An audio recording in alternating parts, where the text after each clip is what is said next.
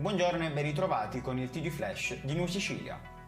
La Guardia di Finanza di Caltanissetta ha sequestrato beni del valore di 5,5 milioni di euro a Gabriele Giacomo Stansù, esponente della criminalità organizzata ennese in contatto con il clan gelese degli Emanuello.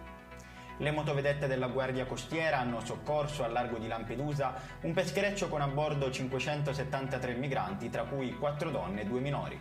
Il gruppone è in corso di trasferimento all'hotspot di Contrada Imbriacola. Nella giornata di ieri una Fiat si è scontrata con una moto in via Rodolfo Morandi a Sciacca.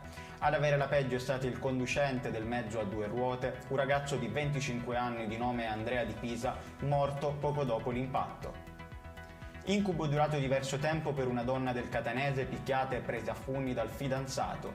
La situazione è degenerata quando l'uomo ha tentato di soffocare la convivente con un cuscino, motivo per cui è stato arrestato. Vi è un protocollo d'intesa tra la regione siciliana e WeBuild per promuovere gli investimenti, la formazione professionale e l'avviamento al lavoro in Sicilia nell'ambito dei cantieri per le infrastrutture ferroviarie e stradali, creando circa 10.000 nuove occupazioni.